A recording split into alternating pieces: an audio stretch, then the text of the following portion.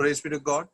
Once again, we thank and praise God for this evening Bible study time that God has granted unto us to come to His blessed word.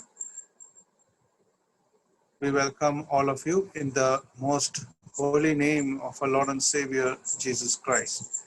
We also welcome on behalf of the Kodambakam Christian Brethren Assembly in Chennai, and we welcome on behalf of the GLM ministries also. We usually start the meeting with a word of prayer. I request today Evangelist Ramasamy from Namakkal to begin this meeting with a word of prayer. Over to Namakkal district, Namakkal town, Evangelist Ramasamy. பரலோகத்தில் வாசமா இருக்க பிதாவே நல்ல வேலைக்காக நன்றி உங்க துதிக்கிறோம். இந்த மாலை வேலை அருமையான கத்தாக கொடமா சபையா இருக்கிறீங்க பாராட்டின பிரதான கிருபையாக துதிக்கிறோம், ஸ்தோத்திரிக்கிறோம். சபையா கத்தாவே ஒவ்வொரு நாளும் அவர்களுக்கு கத்தாவே தேவனுடைய வார்த்தையை கத்த ஊழியர்களை கொண்டு விசுவாசிகளுடைய வார்த்தையை கொடுக்கும்படியாக நீ தேவனை இறக்கமாக இருந்ததாக துதிக்கிறோம். அருமையான செய்தியை சைமனாச்சுக்காக துதிக்கிறோம். அவர் நாட்கள் எடுத்து நீ பயன்படுத்தினா துதிக்கிறோம். தொடர்ந்து கத்தாக கொடுக்குற வார்த்தையானது விசுவாசி ஒவ்வொருத்தையும் ஏற்ற வார்த்தைக்குள்ள போக கத்து இறக்கமாகட்டும். உமக்குள்ள பலனடைந்து உங்களுக்கு சாட்சிகளாக வாழ இறக்கமாகட்டும். இதை கூட்டத்தை நீங்க ஆசீர்வதிக்கணுமே. பாட்டு பாடுற சகோதர சகோதரர்களாக துதிக்கிறோம். அவர்களை எடுத்து பயன்படுத்தி ஆசீர்வதிக்கணுமே. தொடர்ந்து இந்த கூட்டத்தில் அநேகர் கலந்து கொள்ள உங்களுடைய நாமத்தை மையப்படுத்தி இறக்கமாகட்டும். தொடர்ந்து இந்த மீட்டிங்ல கலந்து கொள்ள நல்லது என்று சொல்லக்கூடிய கிருபை கொடுத்து ஆசீர்வதியும். தொடர்ந்து எல்லாம் உங்களுடைய கிருபையில கருத்தில் ஒப்பு கொடுக்கிறோம். நீ பெருகவும் நாங்கள் செருகுவோம். நீ கர்த்தரா இயேசு கிறிஸ்து நாமத்துல கேட்கிறோம் எங்கள் பரிசுத்த பரமபிதாவே. ஆமென்.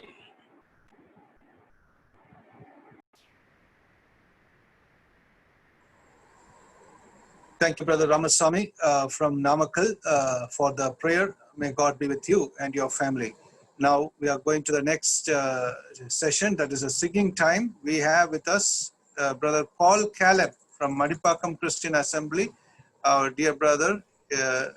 Whenever we call him, he accepts our invitation. We praise God for that, and he does ministry wherever he can be used in the singing ministry. We give all glory to God for his talents. Over to Chennai, Brother Paul Caleb in Madipakam. ஆண்டவருடைய பரிதான நாமம் மகிமைப்படுவதாக. இந்த நாளிலும் பரிசுத்தவான்கள் மத்தியிலே நாம் தேவனை துதித்து பாடும்படியாக தேவன் கொடுத்த வாய்ப்பை நினைத்து நான் ஆண்டவருக்கு நன்றிகளை நான் இருக்கிறேன். முதல் பாடலாக ஆண்டவரை மகிமைப்படுத்தி நான் ஒரு பாடலை பாட விரும்புகிறேன். இதுவரை நமக்கு உதவி செய்தவர். இப்பேற்பட்ட ஒரு ஆபத்தான சூழ்நிலைகளிலே, இந்த கடைசி காலத்திலே அன்பு தணிந்து போகும் என்று சொல்லப்படக்கூடிய இந்த காலங்களிலே ஆண்டவர் நமக்கு அன்பாயிருந்து எல்லா விதமான நேசத்தையும் பாசத்தையும் கொடுத்து நம்மை விசாரிக்கிறவராக, நம்மோடு கூட பேசுகிறவராக, நம்மை காண்கிறவராக அவர் இருக்கிறார். அந்த கருத்தை கொண்டதான பாடல். இதுவரை எனக்கு உதவி செய்தீர், இதுவரை என்னை கண்டீரே, எனக்கு சுகம் தந்தீரே, எபினேசரே, எல்ரோயே, யெகோவா ராஃபாவே, உம்மை நான் துதிப்பேன், அன்பு கூறுவேன், நான் இன்னும் அதிகமாய் உம்மை ஆராதிப்பேன் என்று சொல்லி பக்தர் பாடினார். அந்த பாடலை தெரிந்தவர்கள் இருக்கிற இடங்களில் சேர்ந்து என்னோடு பாடும்படியாக நான் அன்போடு கேட்கிறேன்.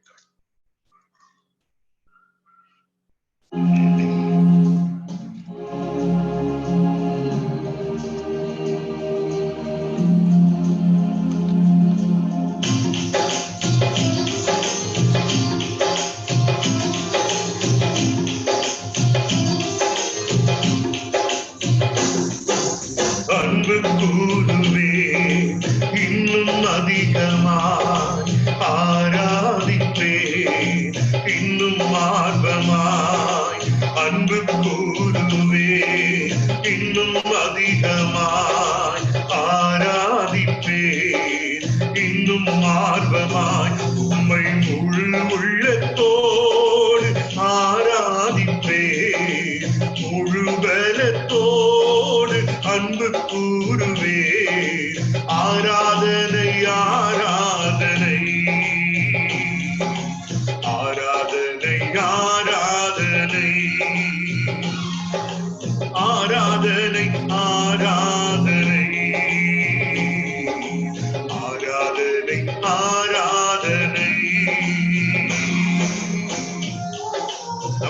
புத்தகத்தில் 695வது பாடல். 695வது பாடல்.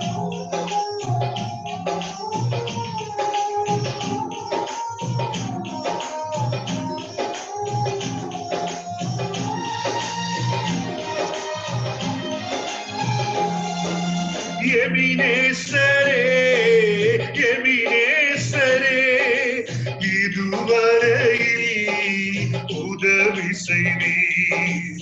எபினேசரே எபினேசரே இதுவரையில் உதவினீரே இதுவரையில் உதவினீரே. உம்மை முழு உள்ளத்தோடு ஆராதிப்பே முழு பலத்தோடு அன்பு கூறுவே. ஆராதனை ஆராதனை ஆராதனை ஆராதனை.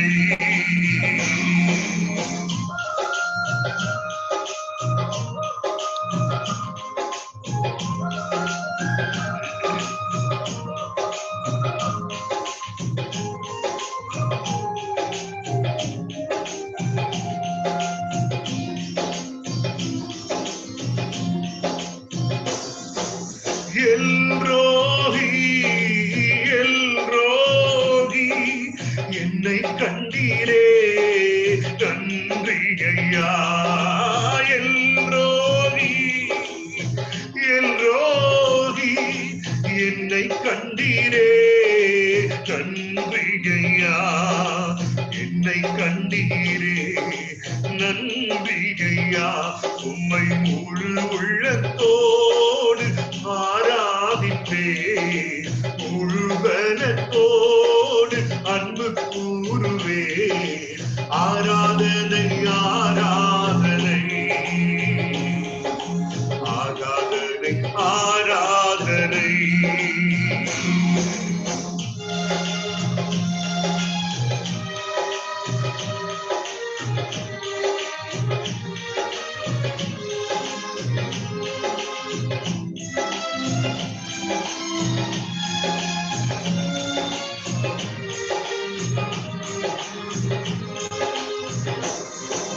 யெகோவா ராபா யெகோவா ராபா சுகம் தந்தீரே நன்றி ஐயா. யெகோவா ராபா யெகோவா ராபா சுகம் தந்தீரே நன்றி ஐயா. சுகம் தந்தீரே நன்றி ஐயா. உம்மை முழு உள்ளத்தோடு ஆராதிப்பே முழு பலத்தோடு அன்பு கூறுவே. ஆராதனை ஆராதனை ஆராதனை ஆராதனை. அன்பு கூறுவே இன்னும் அதிகமாய் ஆராதிப்பே இன்னும் ஆர்வமாய் அன்பு கூறுவே இன்னும் அதிகமாய் ஆராதிப்பே இன்னும் ஆர்வமாய் உம்மை முழு உள்ளத்தோடு ஆராதிப்பே முழு பலத்தோடு அன்பு கூறுவே. ஆராதனை ஆராதனை ஆராதனை ஆராதனை ஆராதனை ஆராதனை ஆராதனை ஆராதனை ஆராதனை ஆராதனை ஆராதனை ஆராதனை.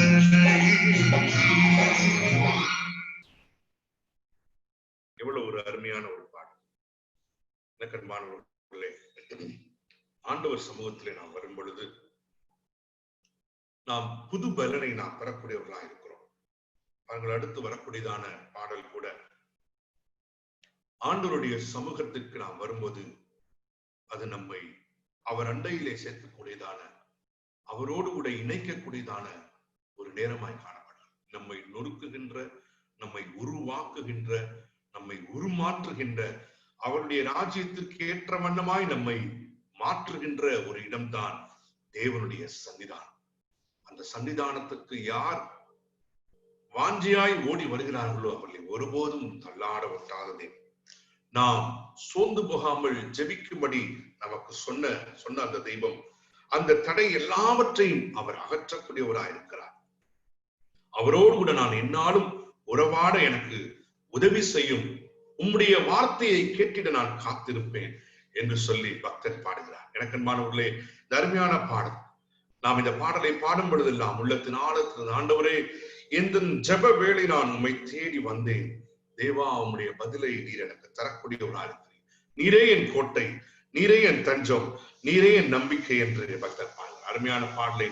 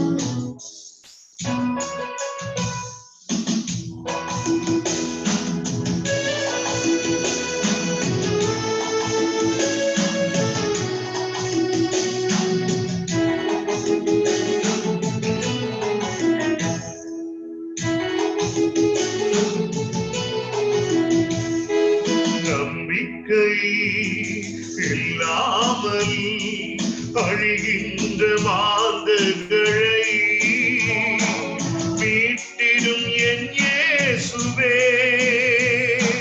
போராடி ஜெபிக்கின்றேன் நாதா, நம்பிக்கை இல்லாமல் அழிகின்ற மாந்தர்களை மீட்டிடும் என் இயேசுவே, போராடி ஜெபிக்கின்றேன் நாதா, ஜெப வேளையுமை தேடி வந்தேன் தேவா, பதில் தாருவே. ஜெப வேளை உம்மை தேடி வந்தேன் தேவா, பதில் தாருவே. கோட்டை எந்தன் தஞ்சம் நீரே, உம்மை நான் நாடி வந்தேன். கோட்டை எந்தன் தஞ்சம் நீரே, உம்மை நான் நாடி வந்தேன்.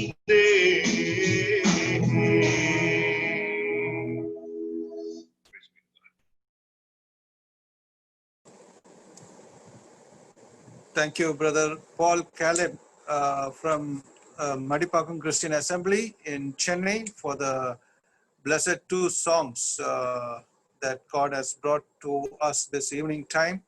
And we were able to feel the presence of God, and we glorify God for that. We thank you, brother, once again. We welcome all of you in the most glorious name of our Lord and Savior Jesus Christ. We also welcome on behalf of the Kodambakam Christian Brethren Assembly and JLM Bookshop Ministries in Chennai. Today also, as we had yesterday, and tomorrow also, God willing, we will have with us Brother Simon, Evangelist Simon from Vadamalapuram near Virudhunagar. He is sharing the word of God and teaching us from the word. The Bible study today is going to be taken by our dear brother Simon. Yesterday we had a wonderful session. The topic that God enabled him to select from the word of God is restoration. Restoration is an important aspect. Many times we see our life broken down, our life totally shaken, our life totally, maybe not only individual's life, a family life also, maybe not a family life, church state also. It may be totally broken down, totally destroyed by the Satan or whatever it may be. But there is a word called restoration, and Nehemiah did that. The walls of Jerusalem was totally broken down, burnt. That's what we read from the word of God. But Nehemiah, he committed himself to the work after confessing. The call was there, and then he committed after confessing in the prayer. The first thing he did was the prayer, and in that he confessed to God. God, it is not they who made the mistakes, but he told like this: God, it is I and my father's household. We and the Israelites did sin against you. So that is the way Nehemiah started the prayer. And he confessed with a true heart. That is a wonderful point to understand. And then we come to understand, after the confession, he was ready to sacrifice his life even before the king, for the sake of building the walls of Jerusalem. Whenever in those days a person was before the king, he has to be in utter carefulness, how he is in his attire, in his looks, and everything. He should be totally committed to the king. But here, Nehemiah is a sad person. He has a sad countenance, and there, king could have slain him, and instead, God worked to the king. And the third thing is that God was gracious. His hand was gracious to Nehemiah. We should, if we do all these, if we are sacrificing our life, if we are confessing our wrongdoings, then definitely God's hand will be with us. Not materialistically, but spiritually. The joy of the Lord, the love that God wants us to experience, the peace in God that Apostle Paul tells us, even through the word, all that we would gain in our life if we confess and we are sacrificing. The Lord's hand will be with us. May this thought be with us, and we are entering the Bible study. We welcome Brother Simon from Vadamalapuram for this Bible study in this evening time. Thank you, brother, for accepting our invitation. And he's a dear brother to us as a family and as an individual. We praise God for his presence this evening time. We are going to sit prayerfully now before the Word of God, before the Bible study, so that the Holy Spirit may speak through him and to each one of us in the most blessed way. So for the blessing of the prayer, I request Dr. Nagarajan Velu, brother from the Karikudi Assembly, Christian Assembly in Karikudi town, to pray for the blessing of the message. Over to Brother Nagarajan Velu. He is the elder of that assembly. Praise the Lord, brother. Praise the Lord, brother. நல்ல ஆண்டவரே, இந்த அருமையான நாளுக்காக நாங்கள் உம்மை துதிக்கிறோம். பிதாவே, இந்த நாளுடைய மாலை வேளைக்காக நாங்கள் உங்களுக்கு ஸ்தோத்திரம் செலுத்துகிறோம். இந்த நாளிலே விதமாய் ஆண்டவரே உடைய பிள்ளைகளாக கோடம்பாக்கம் ஆண்டவரே திருச்சபையின் சார்பாக ஆண்டவரே விதமாய் ஒழுங்கு செய்யப்பட்ட ஆண்டவரே இந்த பைபிள் ஸ்டடியிலே கலந்து கொள்ளத்தக்கதாக உடைய பிள்ளைகள் யாவருக்கும் நீர் பாராட்டின தயவு இறக்க எல்லாவற்றுக்காக நாங்கள் உம்மை துதிக்கிறோம். இம்மட்டமா எங்களை பாதுகாத்து காத்துக்கொண்டு இருக்கா ஸ்தோத்திரம். இன்னைக்கு கூட ஆண்டவரே 141வது ஆண்டு கூட்டமாக ஆண்டவரே பைபிள் ஸ்டடியாக கடந்த 6-7 மாதமாக தொடர்ந்து நடைபெற்றுக் கொண்டு வருகிறது. இந்த நாளிலும் நேற்றிலும் இன்றும் எங்கள் அருமையான சகோதரர் சைமன் அவர்கள் தேவனுடைய வார்த்தை ஆண்டவரே எங்களுக்கு கொடுத்து கொண்டிருக்கிறார்கள். ஆண்டவரே ரெஸ்டோரேஷன் என்று சொல்லக்கூடிய பொருளிலே எவ்விதமாய் மீண்டும் தன்னுடைய பழைய இடத்திலே கொண்டு வைத்தல் என்று சொல்லக்கூடிய பொருளிலே அவர்கள் பேசிக் கொண்டிருக்கிறார்கள். நெகேமியாவுடைய பாரத்தை குறித்து, நெகேமியாவுடைய ஆண்டவரே அறிக்கையிடுதலை குறித்து, நெகேமியாவுடைய ஆண்டவரே பல காரியங்களை குறித்து பல கோணங்களில நேற்று ஆண்டவரே நாங்கள் கேட்டோம். இன்றைக்கு நாங்கள் கேட்க போற செய்திக்காக நாங்கள் உம்மை துதிக்கிறோம். உங்களுடைய தாசனை எடுத்து நீ வல்லமையா நீ பயன்படுத்தும். ஆண்டவரே உடைய வார்த்தைகளை கேட்கக்கூடிய நாங்கள் நெகேமியாவின் பாரம் எங்களுக்குள்ளாக வரத்தக்கதாக, நெகேமியாவின் சிந்தை எங்களுக்குள்ளாக வரத்தக்கதாக, கிறிஸ்துவின் சிந்தையை தரித்து கொண்டவர்களாய் நாங்கள் இருக்க இந்த கடைசி நாட்களில் பொல்லாத நாட்களில் வாழ்கிறோம். அவ்விதமாக இருக்கத்தக்கதாக, உங்களுக்கு பிரியமா இருக்கத்தக்கதாக நீர் எங்களுக்கு உதவி செய்ய வேண்டுமா நாங்கள் கெஞ்சுகிறோம். இந்த நேரத்தில் உடைய தாசனை எடுத்து வல்லமையான பயன்படுத்தும். கொடுத்த அருமையான பாடலுக்காக உங்களுக்கு ஸ்தோத்திரம். சகோதரன் ஆண்டவரே காலை பால் அவர்கள் மிக நேர்த்தியாக நாம மகிமைக்காக அவர்கள் பாடினார்கள். அவர்கள் குடும்பத்தை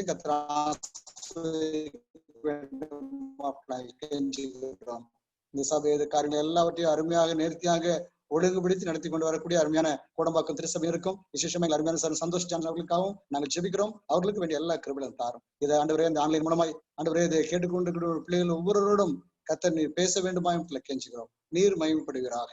யாவற்றையும் எங்கள் ஆண்டவர் ரட்சகரமா இருக்கிற எங்கள் ஆண்டவர் இயேசு கிறிஸ்து இனிய நாமத்தில் மன தாழ்மையோடு வேண்டிக் கொள்கிறோம் எங்கள் நல்ல பிதாவே. ஆமென்.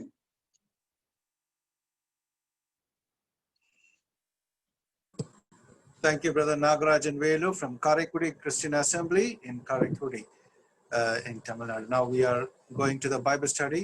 Over to Brother Simon in Vadamalapuram.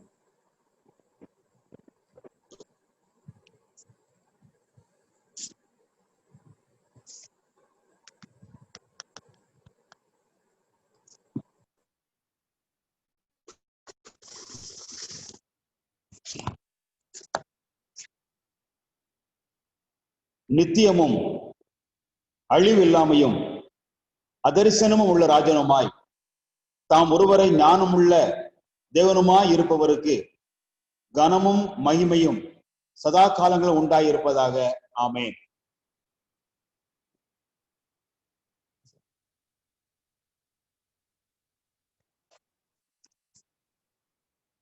கர்த்தரும் ரட்சகருமாய் இயேசு கிறிஸ்துவின் நாமத்திற்கு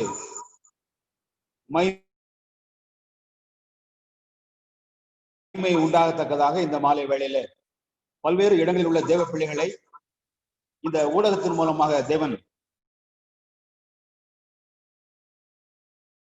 இணைத்து தம்முடைய வார்த்தையை சிந்திக்க கொடுத்த இந்த நல்ல வாய்ப்பிற்காக நாம்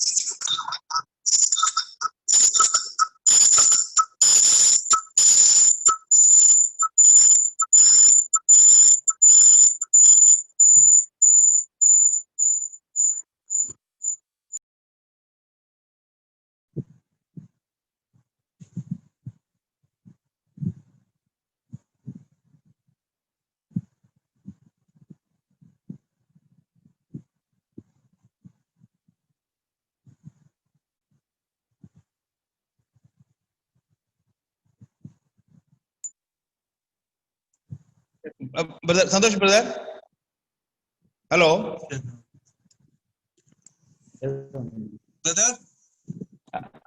பிரதர், சர்ச் போட்டோ ஒன்று வரும், அதை அட்மிட் பண்ணுங்க ப்ளீஸ் பிரதர். என் பேரை போட்டு சர்ச் போட்டோ ஒன்று வரும், சர்ச் பில்டிங். அதை அட்மிட் பண்ணீங்கன்னா இங்க டிவைஸ் கொஞ்சம் கஷ்டமா இருந்தா எடுத்துக்கிறேன். சர்ச் போட்டோ அது பில்டிங் போட்டோ சைமன் பெனின்னு பேர் இருக்கும்.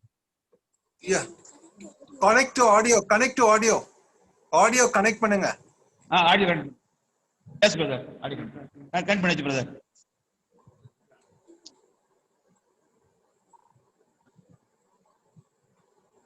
பிரதர் கேக்குதா இப்போ? கேக்குதுங்க.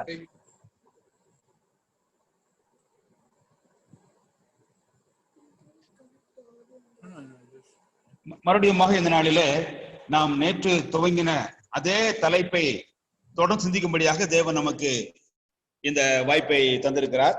நாம் ஆண்டவருக்கு நன்றி செலுத்துவோம். நாம் சிந்தித்த அந்த தலைப்பானது சீர்படுத்துதல், மறுபடியும் முன் நிலைக்கு கொண்டு வருதல், பழைய நிலைக்கு கொண்டு வருதல் என்கிற தலைப்பிலே நாம் சிந்திக்க தேவன் நமக்கு உதவி செய்தார். நேற்று நாம் சிந்தித்ததிலே பொதுவாக ஒரு விசுவாசியை பொறுத்தமட்டிலே பிரித்தெடுத்தல் எவ்வளவு முக்கியமானது. எருசலேமை சுற்றி இருந்த அலங்கம் ஒரு நாளிலே பாதுகாப்பாக அடையாளமாக இருந்தது. ஒரு பிரித்தெடுத்தலின் காட்சியை இது கொடுத்தது. அதுபோல விசுவாசிகளாகிய நம்முடைய வாழ்விலே பிரித்தெடுத்தல் என்பது நல்ல ஒரு அடையாளமாக பாதுகாப்பாக இருந்தது. எருசலேமின் அலங்கம் இடிக்கப்பட்டு சுட்டரிக்கப்பட்டு போனது போல இந்த பிரித்தெடுத்த அனுபவம் கூட நம்மிடையே ஒரு சீர்குலைந்த நிலைமை இருப்பதை நாம் உணர்கிறோம். ஆகவே அதோடு ஒப்பிட்டு நம்ம சிந்திக்கிற வேளையிலே எவ்விதமாக நெகேமியா என்கிற ஒரு மனிதன் தேவனாலே பயன்படுத்தப்பட்டான், தேவனுடைய ஒரு தயவுள்ள கரம் எப்படி அவன் மீது இருந்தது என்பதெல்லாம் நாம் சிந்திக்க தேவன் உதவி செய்தார். நேற்று சிந்தித்த அந்த கருத்துக்களை என்னை விட தெளிவாக சந்தோஷ் அவர்கள் மறுபடியும் நினைப்பூட்டினார்கள். ஆகவே அவர்களுக்கு நன்றி செலுத்துகிறேன், ஆண்டவரையும் நான் துதிக்கிறேன். இன்றைக்கு ஒரு தனி நபரை நீங்க வீடியோ ஆஃப் பண்ணிட்டீங்களா? வீடியோ ஆன் இல்ல வீடியோ ஆஃப் பண்ணனும். ஆஃப் பண்ணீங்க. வீடியோ ஆஃப் பண்ணல பிரதர், ஆன்ல இருக்கு பிரதர். உங்களுக்கு வீடியோ வரலையா? உங்க வீடியோ வரல, அது நீங்க வேணும்னே ஆஃப் பண்ணீங்களா? இல்ல இப்போ வருதா பிரதர்? இதான் வருது. அது பாரு எனக்கு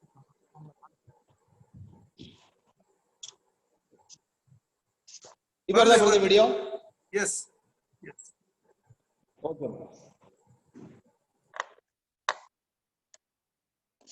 ஒரு தனி ஒரு நபர் ஒரு காலத்திலே பயன்பட்டவர், இப்பொழுது பயன்படவில்லை என்றால் வெகு எளிமையாக அந்த நபரை நாம் உதாசீனப்படுத்துவதற்கு வாய்ப்புகள் ஏராளம் உண்டு.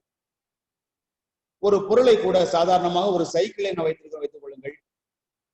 பல ஆண்டுகளாக அந்த சைக்கிளை பயன்படுத்தினதுக்கு பிறகு அது பழுது அடைந்து போனால் அவ்வளவு சுலபமாக சைக்கிளை நாம் தூக்கி எறிந்து விட மாட்டோம்.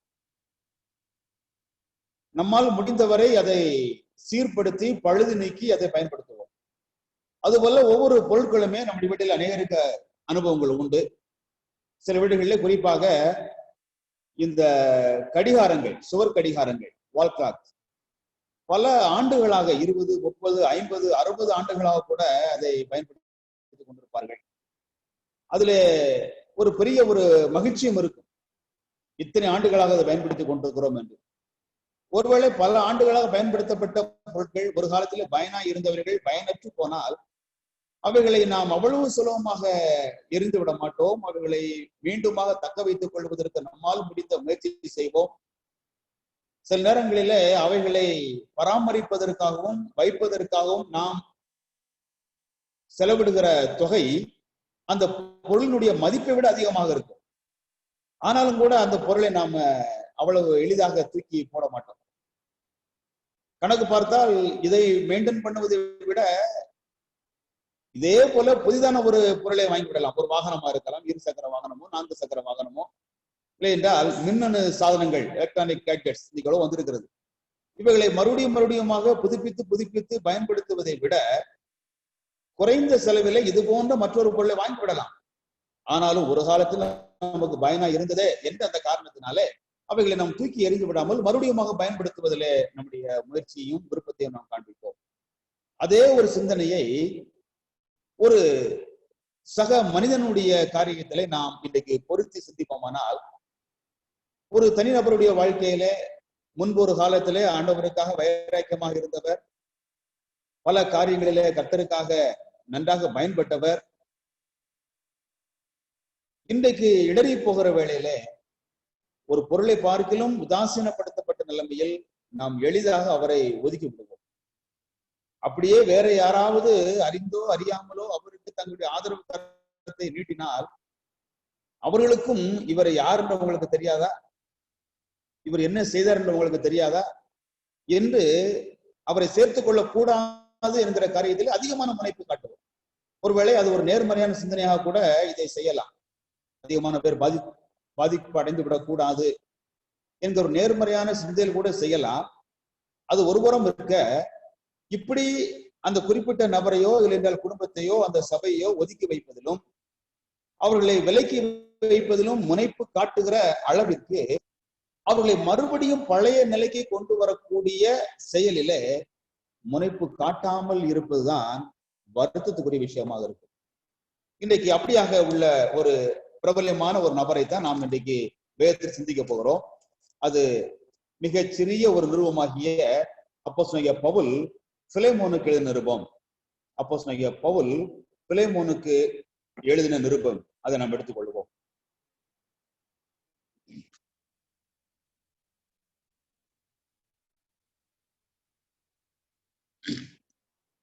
ஒரே ஒரு அதிகாரம், தனிப்பட்ட முறையிலே பவுல் பிலேமோன் என்கிற நபர் எழுதின இந்த நிருபம். இது ஒரு பரிந்துரை கடிதம் என்பதை நாம் அறிந்திருக்கிறோம்.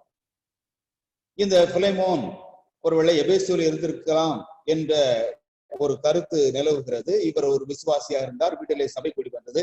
இவர் அந்நாட்களுடைய வழக்கத்தின்படியாக சொந்தமாக ஒரு அடிமையை வைத்திருக்கக்கூடிய அளவிற்கு வசதி படைத்தவராக இருந்தார். இவருடைய வீட்டிலே ஒரு அடிமையாக இருந்த ஒனேசிமு என்கிறவர் இவரை விட்டு ஓடி போனார். வேதத்தில் நேரடியாக நமக்கு குறிப்பில்லை என்றாலும் வேத பண்டிதர்கள் நம்ம கொடுக்கிற விளக்கத்தின்படியாக ஏதோ ஒரு தவறை செய்துவிட்டு, இல்லை என்றால் ஒரு திருடு அவர் நடத்தி தன்னுடைய எஜமானாகிய பிலேமோனை விட்டு அவர் ஓடி போகிறார். ஓடி போனவர் ரோம் நகருக்கு போகிறார். ரோம் நகரிலே சிறையில் இருக்கிற பவுலை சந்திக்கிறார். பவுலின் மூலமாக இவர் மறுபடியுமாக ஒரு நல்ல நிலைக்கு வருகிறார், ரட்சிக்கப்படுகிறார். அப்படியாக இருக்கிற இந்த பிலேமோனிடத்திற்கு இந்த ஒனேசிமுவை பவுல் அனுப்புகிறார். அனுப்பும் பொழுது தனியாய் போனால் அந்த நாட்களில் உள்ள நிலவரத்தின்படி ஒரு அடிமைக்கு பாதுகாப்பு இல்லை என்று கருதின பவுல் தீகுவை இவரோடு அனுப்பி குலோசிய சபைக்கு நிருபத்தை எழுதி தீகுக்கு அனுப்பும் பொழுது இந்த ஒனேசிமுவையும் உடன் அனுப்புகிறார். இந்த ஒனேசிமுவை எஜமானாகிய பிலேமோன் ஏற்றுக்கொள்ள வேண்டும் என்கிற ஒரு குறிக்கோளோடு, ஒரு வேண்டுதலோடு இந்த பரிந்துரை கடிதத்தை பவுல் அனுப்புகிறார். இதுதான் என்னுடைய பின்னணி. இதை விட நமக்கு விளக்கமாக தெரியும். இருந்தாலும் ஒரு சிறு குறிப்பாக இங்கே குறிப்பிட நேர்ந்தது. ஆகவே இந்த குறிப்பின் அடிப்படையில நாம் மறுபடியும் ஒரு நபரை, இந்த பிலேமோன் என்றால் பயன் உள்ளவன், பிரயோஜனம் உள்ளவன் என்று பொருள் நாம் அறிந்ததுதான். ஆனால் இப்படி பிரயோஜனம் உள்ளவனாக இருந்தவன், பயன் உள்ளவனாக இருந்தவன் பயன் அற்று போனான், பிரயோஜனம் இல்லாதவனாய் போனான். மறுபடியும் அவனை பயன் உள்ளவனாக, பிரயோஜனம் உள்ளவனாக மாற்றுகிற ஒரு காரியத்தை தான் இந்த இடத்துல ரெஸ்டோரேஷன் என்கிற அந்த தலைப்பின்களாக நாம் சிந்திக்கிறோம். ஒரு நபரை நேற்று நேரத்துல பொதுவான ஒரு காரியத்தை ஒரு குறிப்பிட்ட நபருக்கு என்று மட்டுமல்லாமல் ஒரு குடும்பத்திற்கும் சமுதாயத்திற்கும் ஏற்ற வகையில பிரித்தெடுத்தல் என்பது எப்படியாக நம்ம சிந்தித்தோமோ அது போல இது தனி ஒரு நபருடைய வாழ்க்கையில பிரயோஜனம் இல்லாதவராய் இப்பொழுது மாறி போனவரை மறுபடியும் பிரயோஜனப்படுத்துவது எப்படி? பயனுள்ளவர் பயனற்றவராய் போய்விட்டார், மறுபடியும் அவரை பயனுள்ளவராக மாற்றுவது எப்படி என்கிற காரியத்துல பவுல் செய்த சில விஷயங்களை நம்முடைய நடைமுறைக்கு நாம் எடுத்துக்கொள்வோம். இப்பொழுது பிலேமோனுக்கு நிருபத்தினுடைய 8வது வசனத்தில் நாம் பார்ப்போம். 8வது வசனம், பிலேமோன் நிருபத்திலே 8வது வசனம். ஆகையால் பவுலாகிய நான் முதிர் வயது உள்ளவனாகவும் இயேசு கிறிஸ்துவின் நிமித்தம் இப்பொழுது கட்டப்பட்டவனாகவும் இருக்கிறபடியால். முதலாவது இந்த மறுசீர் செயலை செய்கிறவர், முன் நிலைக்கு கொண்டு வருகிறவர், மேம்பாடான காரியத்தை செய்கிற இந்த நபர் யார் என்றால் பவுல் நமக்கு தெரிந்தது. சரி, இவருடைய நிலை இப்பொழுது என்ன? இந்த செயலை செய்யும் பொழுது நிலை என்ன என்று கேட்டால், முதலாவது இவர் முதிர் வயது உடையவர். முதுமை, வேத பண்டிதர்கள் கருது போல முதுமை என்றால் இவர் 90-100 ஆண்டு முதுமை அல்ல. ஆனாலும் பலவிதமான சரீர பலவீனங்களோடும் உலக தொடர்பான பல பாடுகளோடும் இவர் இருந்தபடியினாலே ஒரு முதுமையின் தோற்றத்தை கொண்டிருந்ததாக சொல்கிறார்கள். இந்த முதுமையில பொதுவாக உடல் மட்டும் சோர்ந்து போகாது. முதுமையில உடல் சோர்வு வரும், ஆனால் உடல் மட்டுமல்ல, உடலோடு கூட மனமும் சோர்வடையும். முதிர் வயது உள்ளவர்களுக்கெல்லாம் இது அனுபவத்திலே தெரியும். இப்படி முதிர்ந்த வயது வரும் பொழுது தங்களை குறித்து தான் அதிகமாக சிந்திப்பது இயல்பு. ஒரு காலத்துல நான் எப்படி திடகாத்திரமாக இருந்தேன், இன்றைக்கு நான் இப்படி பலனற்று போயனே என்ற ஒரு எண்ணம் வரும். இன்னும் நாட்கள் போக போக என் நிலைமை என்னவாக மாறும், நான் யாரை சார்ந்திருப்பது, யார் என்னை கவனித்துக் கொள்வார்கள் என்கிற பல எண்ணங்கள் எல்லாம் முதுமையில பெரும்பாலும் தங்களை குறித்து தான் வரும். ஆனால் இங்கே பவுலை குறித்த பற்றி பார்க்கும் பொழுது முதிர் வயதுள்ளவன் என்று தன்னை தானே குறிப்பிட்டாலும் தன்னுடைய காரியத்தை விட இக்காரியத்தில அவன் ஒரு விருப்பத்தை காண்பிக்கிறான். அடுத்ததாக பார்த்தால் இயேசு கிறிஸ்துவின் நிமித்தம் கட்டப்பட்டவனாயிருக்கிற, இயேசு கிறிஸ்து நிமித்தம் சிறைச்சாலையிலே ஒரு கைதியாக இருந்து கொண்டிருக்கிறார். அப்போ இந்த செயலை செய்கிறவருடைய நிலையை நாம் முதல் குறிப்பாக எடுத்துக்கொள்வோமானால், ஒன்று, அவர் தானே தேற்றப்படுவதற்கு உரிய நபராக இருக்கிறார். இவரையே ஒருவர் பராமரிப்பதற்கும் இவரை தேற்றுவதற்கும் இவரை ஆதரிப்பதற்கும் இவருக்கு பலவிதமான உதவிகளை செய்வதற்கும் உரிய இடத்தில் இருக்கிறார். இவர் அந்த இடத்தில் இருந்தால் கூட இன்னும் இவர் சுயாதீனமான ஒரு வெளியிலே சுதந்திரமான வாழ்க்கையும் மேற்கொள்ளவில்லை. ஒரு சிறைப்பட்டவராக கட்டப்பட்டவராக இருக்கிறார். இந்த நிலையில் இருப்பவர் இந்த ஒரு நற்செயலை செய்வதற்கு தன்னை அர்ப்பணிக்கிறார். ஆக முதல் குறிப்பு நமக்கு என்ன வருகிறது என்றால், இப்படி ஒரு மறுபடியுமாக ஒரு நபரை பழைய நிலைக்கு கொண்டு வருதலிலே எல்லாமே நமக்கு சுமூகமாக இருந்தால்தான் செய்ய முடியும் என்ற நோக்கத்தை கொண்டிருந்தால் இதன் அடிப்படையில அவர் தவறு என்பதை புரிந்து கொள்ளலாம். என்னுடைய வாழ்க்கையிலே பல பிரச்சனை இருக்கு. நேற்று சிந்தித்த அந்த நிலைமைக்கு இது நேர்மாறானது. நேற்று இருந்த அந்த நபர் தன் நிறைவான ஒரு சூழலை கொண்டிருந்தவர், எல்லா விதமான வசதியையும் அவர் கொண்டிருந்தவர். அந்த வசதியின் நிலையிலிருந்து ஒரு காரியத்தை முன்னெடுத்தார். இவர் அதற்கு நேர் எதிரான நிலைமையில எந்த ஒரு வசதியும் இல்லாமல் ஒரு கூடுதலான காரியத்தை செய்வதற்குரிய சூழ்நிலையில் கூட இல்லாமல் இருக்கிறவர் இக்காரியத்தை செய்வதற்கு தன்னை அர்ப்பணிக்கிறார். அப்ப நமக்கு ஒரு சின்ன ஒரு பாடம் என்ன? கர்த்தருக்காக ஒரு நபரை நாம் ஆதாயப்படுத்தி கொண்டு வருவதற்கோ இல்லை பழைய நிலைமைக்கு கொண்டு வருவதற்கோ சாதகமான சூழ்நிலைக்காக காத்திருத்தல் பொருத்தமாய் இராது. சாதகம் என்று சொன்னால் நமக்கு எல்லாமே சரியாக இருக்கும், நமக்கு எந்த ஒரு பிரச்சனையும் வராமல் நம்முடைய காரியமெல்லாம் மிக ரம்மியமாக போய்கொண்டிருந்தால் தான் செய்ய முடியும் என்று நினைத்துக் கொண்டிருப்பது சரியல்ல. பவுலுடைய முதிர் வயதான சோர்வுகளும் அதற்குரிய பாடுகளும் இன்னும் கட்டப்பட்ட நிலைமையில் இருக்கக்கூடிய பலவிதமான பாடுகளும் ஒருபுறம் இருக்க, இவற்றை பொருட்படுத்தாமல் ஒரு நபரை மறுபடியும் சீர்திருத்தி கொண்டு வருவது எவ்வளவு சிறந்தது என்பதை அவர் முன்னிறுத்தி அவர் செயல்படுகிறார். இது நமக்கு ஒரு முதல் குறிப்பாக இருக்கிறது. இதுல நாம் பார்க்கிற அடுத்த விஷயம் என்னவென்று கேட்டால், ஒரு நபரை மறுபடியும் சீர்படுத்தி கொண்டு வருதல், முன்னிருந்த நல்ல நிலைக்கு கொண்டு வருதல் என்பதிலே பவுல் கையாண்ட சில யுக்திகளை நாம் இன்றைக்கு சிந்திப்போம். மறுபடியுமாக இந்த பிலேமோன் நிருபத்திலே 9ஆம் வசனத்தில் நாம் பார்க்கலாம். 9ஆம் வசனம் 10ஆம் வசனத்திலே, நீ செய்யத்தக்கதை உமக்கு கட்டளையிடும்படிக்கு கிறிஸ்துவுக்கு நான் துணியத்தக்கவனாய் இருந்தாலும் அப்படி செய்யாமல் அன்பு நிமித்தம் மன்றாடுகிறேன். 10வது வசனம் தான் என்னவென்றால், கட்டப்பட்டிருக்கையில் நான் பெற்ற என் மகனாகிய ஒனேசிமுவுக்காக உம்மை மன்றாடுகிறேன். முதலாவது ஆட்டிடியூட். ஒருவரை மறுபடியுமாக பழைய நல்ல நிலைக்கு கொண்டு வருவதிலே பவுலிடத்திலே காணப்பட்ட முதல் குணாதிசயம், முதல் அம்சம் ஆட்டிடியூட், மனப்பாங்கு, மனப்பான்மை என்ன நிலையில் இருந்தது என்பதுதான். எப்படியாவது சொல்கிறார், என் மகனாகிய ஒனேசிமு என்று சொல்கிறார். 12ஆம் வசனம் பார்க்கும் பொழுது, என் உள்ளம் போல் இருக்கிற அவனை நீர் ஏற்றுக்கொள்ளும். இந்த இடத்துல என் மகனாகிய, நாம் ஏற்கனவே அறிந்திருக்கிறோம், இந்த ஒரு உறவு சுவிசேஷத்தினாலே வந்த உறவு என்பதை நாம் அறிந்திருக்கிறோம். பாசத்திற்கும் அரவணைப்பிற்கும் பொதுவாக நாம் குறிப்பிடுவது தாய் தான். அதுல எந்த ஒரு மாற்று கருத்தும் இருக்காது. உலகம் அனைத்திலும் அது ஒரு சட்டமாக கூட அதை சொல்லலாம். பாசத்திற்கும் அரவணைப்பிற்கும் தேற்றுவதற்கும் தாய் தான் முக்கியமான இடம். அதே வேளையில வேதாகமம் ஆங்காங்கே தகப்பனையும் குறிப்பிடுவதை பார்க்க முடியும். ஆக இந்த ஒனேசிமுவை மறுபடியுமாக பழைய நிலைக்கு கொண்டு வருவதிலே பவுலுடைய ஒரு மனப்பான்மை, அந்த ஆட்டிடியூட் என்னவென்று கேட்டால், தன்னை தகப்பனாகவும் அவனை மகனாகவும் பாவிக்கிறார். இந்த ஒரு எண்ணம் அடிப்படையில மிகவும் இன்றியமையாததாகத்தான் இருக்கிறது.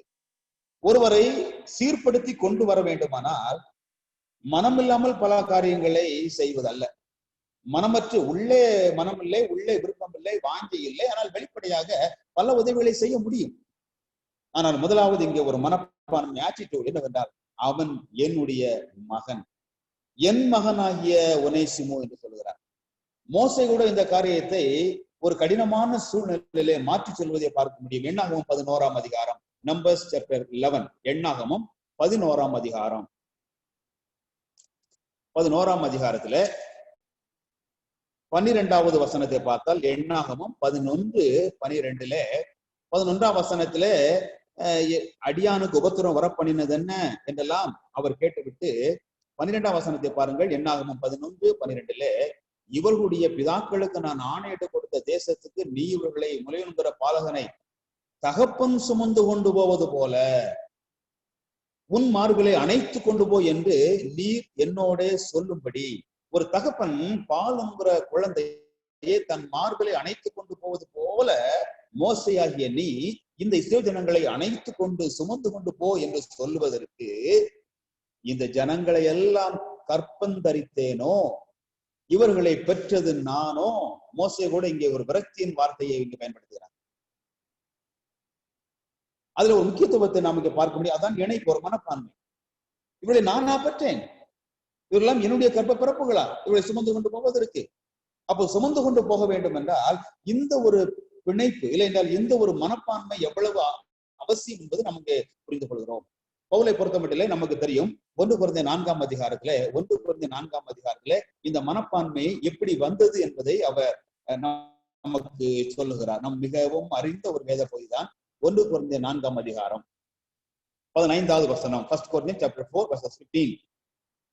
கிறிஸ்துவுக்குள் 10,000 உபாத்தியர்கள் உங்களுக்கு இருந்தாலும், உங்களுக்கு வேத வசனத்தை போதிப்பதற்கு, கர்த்தருடைய காரியங்களை கற்றுக் கொடுப்பதற்கு உபாத்தியாயர்கள், ஆசிரியர்கள் 10,000 கணக்கில் இருக்கலாம். இருந்தாலும் தகப்பன்மார் அநேகர் உங்களுக்கு இல்லையே. அப்ப போதகர் வேறு, தகப்பன் வேறு. கிறிஸ்துவுக்குள் அநேகர் ஆயிரக்கணக்கில் இருக்கிறார்கள் போதிப்பதற்கு, வசனத்தை கற்றுக் கொடுப்பதற்கு. ஆனால் தகப்பனாக அந்த நிலையில உங்களுக்கு ஒரு அநேகர் இல்லை. கிறிஸ்து இயேசுவுக்குள் சுவிசேஷத்தினால் நான் உங்களை பெற்றேன். அப்போ இந்த ஒரு மனப்பான்மை வருவது எப்படி என்று கேட்டால், சுவிசேஷத்தினால் இவர்களை வழிநடத்தினாலே உலக பிரகாரமாக ஒரு தகப்பன் பிள்ளையை பெற்றெடுப்பதற்கு உருவகமாக இதை சொல்லுகிறார். ஒரு உருவக சொல். இன்னும் கலாத்திய நிருபத்திலே நமக்கு தெரிந்த மற்றொரு வேத பகுதி வருவோம். கலாத்திய நிருபம் 4ஆம் அதிகாரம், கலாத்தியர் 4ஆம் அதிகாரத்திலே 19வது வசனம். Galatians chapter 4 verse 19. என் சிறு பிள்ளைகளே, கிறிஸ்து உங்களிடத்தில் உருவாகும் அளவும் உங்களுக்காக மறுபடியும் கர்ப்ப வேதனைப்படுகிறேன். கிறிஸ்து மறுபடியும் உங்களுக்குள் உருவாகிற வரைக்கும் நான் கர்ப்ப வேதனைப்படுகிறேன். ஒரு தகப்பன் பிள்ளை, ஒரு தாய் பிள்ளை என்கிற ஒரு மனப்பான்மையை எல்லாம் இவர் முன்னிலைப்படுத்தான் இந்த வார்த்தைகளை பயன்படுத்துகிறார். இதன் அடிப்படையில் தான் இதை சொல்லும் பொழுது என் மகனாகிய ஒனேசிமு என்று சொல்கிறார். இன்னும் இதனுடைய இந்த தகப்பன் மகன் என்கிற மனப்பான்மையிலே காணப்படக்கூடிய மற்றொரு மேன்மையான வசனத்தை நாம் பார்த்துவிட்டு தொடர்ந்து இதனுடைய இதர பகுதியை சிந்திப்போம். 1 தெசலோனிக்கேயர் 2ஆம் அதிகாரம், 1 தெசலோனிக்கேயர் 2ஆம் அதிகாரம் 12வது வசனம். 1 தெசலோனிக்கேயர் 2ஆம் அதிகாரம் 12வது வசனம். தகப்பன் தன் பிள்ளைகளுக்கு சொல்லுகிறது போல நாங்கள் உங்களில் ஒவ்வொருவனுக்கும் புத்தியும் தேறுதலும் எச்சரிப்பும் சொன்னதை அறிந்திருக்கிறீர்களே. மிக முக்கியமாக 3 அம்சங்களை முன்வைக்கிறார்.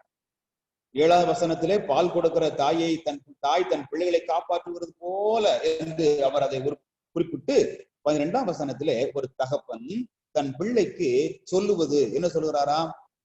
புத்தி, தேறுதல், எச்சரிப்பு. இந்த 3ம் சாதாரணமாக ஒருவரிடத்திலிருந்து ஒரு இடத்திலிருந்து நமக்கு கிடைக்காது, தகப்பனை தவிர. புத்தி சொல்லுகிற இடத்துல தேறுதலும் எச்சரிப்பும் இருக்காது. தேறுதல் சொல்லப்படுகிற இடத்துல புத்தியும் எச்சரிப்பும் இருக்காது. எச்சரிப்பு சொல்லப்படுகிற இடத்துல புத்தியும் தேறுதலும் இருக்காது. இது மூன்று திசைகளிலே செயல்படக்கூடியவைகள். இந்த 3ம் ஒரு சேர கிடைக்கிற ஒரே ஒரு இடம் என்னவென்று கேட்டால் தகப்பன் தான். புத்தி சொல்லுகிறார், தேறுதல் சொல்லுகிறார், எச்சரிப்பு சொல்லுகிறார், அது தகப்பன். அப்ப இந்த ஒரு மனப்பான்மையோடு கூட தான் பவுல் இந்த செயலிலே அவர் தன்னை அர்ப்பணித்து இந்த வேலையிலே தன்னை ஈடுபடுத்திக் கொள்கிறார். ஒரு தகப்பன் தன் பிள்ளையை சொல்லுவது போல இதே ஒரு காரியத்தை தீத்துவுக்கும் தீமோத்தேயுக்கும் எழுதும் பொழுது உத்தம குமாரன் என்றவர் குறிப்பிடுகிறார். அதெல்லாம் அவருடைய மனப்பான்மை, ஆட்டிடியூட் எப்படிப்பட்டதா இருக்கிறது என்பதை காண்பிக்கிறது. ஆகவே இந்த நாளிலே ஒருவரை மறுபடியுமாக பழைய நிலை கொண்டு வர வேண்டும் என்ற எண்ணமும் ஒரு வாஞ்சியும் நம்மில் இருக்கும் பொழுது மனப்பான்மைக்கு எவ்வளவு முக்கியத்துவம் இருக்கிறது என்பதை நாம் இந்த 2வது குறிப்பாக நாம் இதை கருதுகிறோம். மனப்பான்மை, என்ன ஒரு மனப்பான்மை இருக்கிறது? ஒரு காலத்திலும் எந்த ஒரு தகப்பனும், அபூர்வமாக விதிவிலக்கா 1-2 இருக்கலாம், ஆனால் ஒரு காலத்திலும் எந்த ஒரு தகப்பனும் தன்னுடைய பிள்ளைகளுக்கு விரோதமாக செயல்பட மாட்டார்கள். தங்களுடைய பிள்ளைகள் கெட்டு போவதை விரும்ப மாட்டார்கள். ஒருவேளை பிள்ளைகள் தகப்பனார் பெற்றோர்கள் செய்த நன்மைக்கு பதில் நன்மையை செய்ய தவறி போனாலும், ஒருவேளை பல காரியங்களை தகப்பனுக்கு விரோதமாக அவர்கள் செய்தால் கூட, இறுதியாக பார்த்தால் உலக பிரகாரமான தகப்பன்மாரே தங்களுடைய பிள்ளைகளுக்கு தீமையை நினைக்க மாட்டார்கள். தீமை வருவதை அவர்கள் ஒரு நாள் ஒத்துக்கொள்ள மாட்டார்கள், சம்மதிக்க மாட்டார்கள். தான் தகப்பன். அதுக்கு நல்ல ஒரு உதாரணமாக லூக்கா சுவிசேஷம் 15ஆம் அதிகாரத்திலே இயேசு கிறிஸ்து சொன்ன அந்த இளைய குமாரனுடைய ஓமையை நாம் சிந்தித்தாலே போதும். ஆஸ்தியை பிரித்து கொண்டு போனவன், தகப்பன் வீட்டை விட்டு போனவன், தகப்பனுடைய கட்டுப்பாட்டை எல்லாம் விட்டு போனவன், எல்லாவற்றையும் இழந்து விட்டு வருகிறான். ஆனால் இவன் எவ்வளவுதான் தகப்பனை விட்டு தூரமாய் போனாலும் தகப்பனுடைய இருதயம் மகனை விட்டு தொலைவில் போகவில்லை. தூரத்தில் வரும்போதே அவனை கண்டுபிடித்து அடையாளம் கண்டு ஓடி கட்டுப்பிடித்து முத்தம் கொடுத்து அவனுக்கு செய்ய வேண்டிய அனைத்து காரியங்களையும் ஏதோ ஒன்றுமே செய்யாதவன் போல, இன்னும் நம்ம ஒரு பாணியிலே சொன்னால் எதுவுமே செய்யாமல் நன்மை செய்தது போல, நல்லது செய்த பிள்ளை மாதிரி, நல்லது செஞ்ச பிள்ளை மாதிரி, சொன்ன பட்ச கேட்ட பிள்ளை வந்தது மாதிரி தானே அவர் செய்கிறார். அப்படி வரவேற்கப்படுவதற்கும் இப்படியாக அவனுக்கு பல காரியங்களை பாராட்டுதலை செய்வதற்கும் என்ன செய்து விட்டான்? அவன்ல என்ன நன்மை இருந்தது? தகப்பனுடைய கௌரவத்தையும் பிறந்த வீட்டினுடைய பெருமையும் காப்பாற்றுவதற்காக, கண்ணியத்தை கட்டி காப்பதற்காக என்ன செயலை செய்து விட்டான்? அவன் செய்த அனைத்துமே தகாத செயல்கள் தான். ஆனாலும் அந்த தகப்பனுடைய செயலை இங்க பார்க்கிறோம். ஆக இது என்ன உதாரணம் காண்பிக்கிறது என்றால், எந்த நிலையில் போனாலும் ஒரு உலக பிரகாரமாக உள்ள நல்ல தந்தை தன் மகனுடைய தீமையை அனுமதிக்க மாட்டார். தன் மகன் கெட்டு போவதை ஒரு நாள் விட மாட்டார். இதெல்லாம் ஒரு மனப்பான்மை. இப்படிப்பட்ட ஒரு மனப்பான்மையோடு தான் பவுல் இந்த காரியத்திலே அணுகுகிறார். இந்த ஒனேசிமுவுக்காக இவர் செயல்படும் பொழுது முதலாவது மனப்பான்மை வருகிறது. இது என்னுடைய குமாரன். ஒரு தகப்பன் தன்னுடைய குமாரன் மீது பற்றும் பாசமும் வைத்து அவனுடைய நலனிலே அக்கறை கொள்வது போல நான் இந்த ஒரு மனப்பான்மையோடு செயல்படுகிறேன். இன்னும் அதுல பாருங்கள், நம்ம மறுபடியும் இந்த பிலமோனுக்கு வருவோம். பிலமோன் நிருபத்திலே நான் வாசித்த 12ஆம் வசனத்திலே என் உள்ளம் போல் என்று சொல்கிறார். 16வது வசனத்தில் பாருங்கள், 16வது வசனத்திலே அவன் பிரியமான சகோதரன், அவன் எனக்கு பிரியமான சகோதரன். 20வது வசனம், எனக்கு கர்த்தருக்குள் என் உள்ளத்தை இளைப்பாற பண்ணும். அவனுக்கு ஒரு நன்மை கிடைத்தால் அதனால என் உள்ளம் இளைப்பாறும். அவன் எனக்கு பிரியமான சகோதரன், என் உள்ளத்தை போன்றவன், நான் பெற்ற என் மகன். இந்த ஒரு மனப்பான்மை மிகவும் முக்கியமான இடத்தை இந்த இடத்துல பெறுவதை நாம் பார்க்க முடியும். ஒரு சீர்படுத்துவதிலே மனப்பான்மை முக்கியமாக இருப்பது என்பதை நாம் மற்றொரு வசனத்திலும் பார்க்கலாம். கலாத்தியர் 6ஆம் அதிகாரம், கலாத்தியர் 6ஆம் அதிகாரம், 6ஆம் அதிகாரம் முதல் வசனம், கலாத்தியர் 6:1. சகோதரரே, ஒருவன் யாதொரு குற்றத்தில் அகப்பட்டால் ஆவிக்குரியவர்களாகிய நீங்கள், பாருங்க இங்க இவருடைய மனப்பான்மையை அந்த கேரக்டர் முக்கியமா இருக்குது. ஆவிக்குரியவர்களாகிய நீங்கள், ஒருவன் ஒரு குற்றத்தில் அகப்பட்டு போய்விட்டான், இப்பொழுது நீங்கள் யார்? நீங்கள் ஆவிக்குரியவர்கள். ஆவிக்குரியவர்களாகிய நீங்கள் சாந்தமுள்ள ஆவியோடே அப்படிப்பட்டவனை சீர்பொருந்த பண்ணுங்கள். அப்ப அங்கே ஒரு மனப்பான்மை, சாந்தமுள்ள ஒரு மனப்பான்மை. ஒருவர் குற்றத்தில் அகப்பட்டு விட்டார், அவரை சீர்பொருந்த பண்ண வேண்டும். ரெஸ்டோரேஷன் அங்கே வருகிறது. மறுபடியும் அவரை இப்படி அகப்பட்ட ஒருவரை, குற்றத்தில் அகப்பட்ட ஒருவரை மறுபடியும் நல்ல நிலைமைக்கு, பழைய நிலைமைக்கு கொண்டு வர வேண்டும். இப்படி கொண்டு வரக்கூடிய செயலை செய்கிற நீங்கள் யார்? ஆவிக்குரியவர்கள். அப்படி ஆவிக்குரிய நீங்கள் எப்படி செயல்பட வேண்டும்? சாந்தமுள்ள ஆவியோடு நீங்கள் செயல்படுங்கள். அப்ப அங்கேயும் ஒரு மனப்பான்மைக்கு முக்கியத்துவம் கொடுப்பதை நாம் பார்க்க முடியும். 2 தெசலோனிக்கேயர் 3ஆம் அதிகாரம், 2 தெசலோனிக்கேயர் 3ஆம் அதிகாரம் 14ஆம் வசனம், 15ஆம் வசனம். 2 தெசலோனிக்கேயர் 3ஆம் அதிகாரம், chapter 3 verses 14 and 15. மேலும் இந்த நிருபத்தில் சொல்லிய எங்கள் வசனத்துக்கு ஒருவன் கீழ்ப்படியாமற் போனால் அவனை குறித்து கொண்டு அவன் வெட்கப்படும்படிக்கு அவனோட தளவாதிருங்கள். ஆனாலும் அவனை சத்துருவாக எண்ணாமல் சகோதரனாக எண்ணி அவனுக்கு புத்தி சொல்லுங்கள். பிரயோஜனம் உள்ளவனாயிருந்த, பயன் உள்ளவனாயிருந்த இந்த ஒனேசிமு பயனற்றவனாய் போய்விட்டான். அவனை பயன் உள்ளவனாக, பிரயோஜனம் உள்ளவனாக மாற்றுவதற்கு பவுலினுடைய ஒரு செயல்பாடு இல்லை, அவருடைய மனப்பாங்கு முன்னிலை வைக்கும் பொழுது இப்படிப்பட்ட ஒரு மனப்பாங்கோடு தான் நம்முடைய வாழ்க்கையில, ஒருவேளை நம்முடைய குடும்பத்திலோ இல்லைன்னா நம்முடைய சபையிலோ நமக்கு அறிமுகமான இடத்திலோ உள்ள ஒருவர் முன்னொரு காலத்தில் இருந்ததை போல இராமல் இன்றைக்கு தோல்வியை தழுவி இருந்து, பின்வாங்கி போயிருந்து பிரயோஜனமற்றவராய் இருப்பாரானால் அவரை பழைய நல்ல நிலைக்கு கொண்டு வருவதற்கு முதலாவதாக நாம் சிந்தித்தது நம்முடைய சாதகமான நிலைமை வரும் என்று காத்துக் கொண்டிருப்பது கூடாது. இரண்டாவது சிந்தித்தது, இந்த செயலிலே மிக முக்கியமானது, முதலிடத்தை வகிப்பது நம்முடைய ஆட்டிடியூட், நம்முடைய மனப்பாங்கு, நம்முடைய மனப்பான்மை. இந்த செயல் தொடர்பாக இல்லை அந்த நபர் தொடர்பாக நம்முடைய மனநிலை எப்படி இருக்கிறது என்பது இந்த இடத்துல இரண்டாவது வருகிறது. அடுத்து 3வது குறிப்புக்கு தான் வருவோம். பிலேமோன் நிருபத்துக்கு வருவோம். 3வது குறிப்பு என் மகன் என்கிற காரியம் சொல்கிறார். அடுத்து 3வது குறிப்பை நான் பார்க்கும் பொழுது 9வது வசனம், 10வது வசனம். நீர் செய்யத்தக்கதை உமக்கு கட்டளையிடும்படிக்கு கிறிஸ்துவுக்குள் நான் துணியத்தக்கவனாய் இருந்தாலும் அப்படி செய்யாமல் அன்பு நிமித்தம் மன்றாடுகிறேன். என்னவென்றால், கட்டப்பட்டிருக்கையில் நான் பெற்ற என் மகனாகிய ஒனேசிமுக்காக உம்மை மன்றாடுகிறேன். அப்பீல். அடுத்து ஆட்டிடியூடுக்கு அப்புறமா அப்பீல், மன்றாடுதல், பிறர் நலனுக்காக, பிறர் சார்பாக வேண்டுதல் செய்தல். பரிந்துரைத்து பேசுதல், இதெல்லாம் மன்றாட்டுக்களே வருகிறது. இன்னொரு வார்த்தை சொல்ல வேண்டுமானால் கெஞ்சி கேட்டுக்கொள்ளுதல். யாருக்காக? தனக்காக அல்ல, இவருடைய நலனுக்காக மன்றாடுகிறார். இந்த மன்றாட்டு என்கிற இந்த வார்த்தையை கேட்டவுடன் நம்மில் அநேகருக்கு உடனடியாக ஞாபகம் போயிருக்கும் எஸ்தர் புத்தகம். இந்த ஆமானுடைய சதி செயலின்படியாக யூத குலத்தை எல்லாம் அழிக்க வேண்டும் என்று சூசான் அரண்மனையிலேயே உத்தரவு பிறந்தது. இந்த உத்தரவின் நகலை ஆமான் எடுத்து அரண்மனைக்குள்ளே இருக்கிற எஸ்தருக்கு அனுப்பி விடுகிறார். நீ போய் இந்த யூத மக்களுக்காக மன்றாட வேண்டும் என்று கேட்டுக்கொள்கிறார். எஸ்தரை பொறுத்தமட்டிலே அவர் அரண்மனையிலே இருக்கிறார், அவருக்கு ஒரு பெரிய பாதிப்பு எல்லாம் வரப்போவதில்லை. ஆனால் மற்ற மக்களுக்காக மன்றாட வேண்டிய ஒரு நிலை, மன்றாட வேண்டியனுடைய அவசியத்தை மொர்தெகாய் அனுப்புவதை நாம் பார்க்கிறோம். பிற்பாடு நாம் அறிவோம், அதே விதம் எஸ்தர் மன்றாட்டை முன்வைத்தாள், அது கேட்கப்பட்டது. அப்போ இதுல மூன்றாவது குறிப்பாக அப்பீல், மன்றாடுவது. எதை காண்கிறது என்றால், நாம் அந்த காரியத்தின் மீது எவ்வளவு ஒரு மன ஊக்கத்தை காண்பிக்கிறோம். மன்றாடுகிறான் அப்படி என்றால் எப்படியாவது செய்தே ஆக வேண்டும், இந்த ஒனேசிமுவை நீ எப்படியாவது ஏற்றுக்கொண்டே ஆக வேண்டும். அந்த கருத்தை தான் இந்த மன்றாட்டுதல் நமக்கு இந்த இடத்துல காண்பிக்கிறது.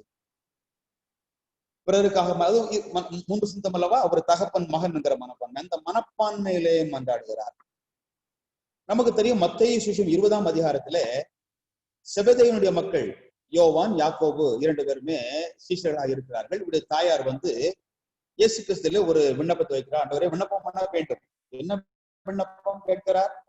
உம்முடைய ராஜ்யத்துல என்னுடைய 2 குமாரராக இவர்கள் ஒருவன் வலது பக்கத்திலும் ஒருவன் இடது பக்கத்திலும் இருக்க வேண்டும். இதுதான் இந்த அம்மாவுடைய விண்ணப்பம். தாங்கள் விண்ணப்பம் பண்ணுவது என்னதென்று தெரியாமலே விண்ணப்பம் பண்ணுகிறாள் என்று இயேசு கிறிஸ்து குறிப்பிடுகிறார். ஆனால் கூட இவர்கள் மன்றாட்டு என்ன? ராஜ்யம் வரும் பொழுது நான் வர வேண்டும் என்று கேட்கவில்லை, இவருடைய தந்தை வர வேண்டும் என்று கேட்கவில்லை. என்னுடைய 2 குமாரர்கள் உங்களுடைய சீடர் இருக்கிறார்களே, இவர் ஒருவன் வலது பக்கத்தில் ஒருவன் இடது பக்கத்திலே. மற்ற 10 பேரை பற்றியும் அந்த அம்மா கவலைப்படல. என் 2 பையங்க ஆண்டவருடைய வலது பாசத்திலும் இடது பாசத்திலும் இருந்தால் போதும். ஒரு மன்றாட்டு.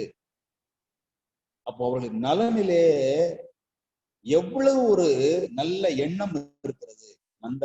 நான் மன்றாடுகிறேன், எப்படியாவது ஏற்றுக்கொண்டால் போதும்.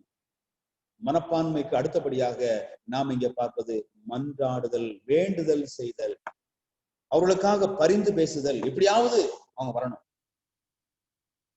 ஒருவேளை சில நேரங்களிலே சில மன்றாட்டுகளை மனிதனிடத்திலே நாம் செய்ய வேண்டியிருக்கும், சில நேரங்களிலே தேவனிடத்திலே அவர்களுக்காக நாம் மன்றாட வேண்டியிருக்கும், வேண்டுதல் செய்ய வேண்டும். என்ற எல்லா மனுஷருக்காகவும் நான் ஜபங்களையும் விண்ணப்பங்களையும் வேண்டுதலையும் ஸ்தோத்திரங்களையும் பண்ண வேண்டும் என்று நான் படிக்கிறோம் அல்லவா?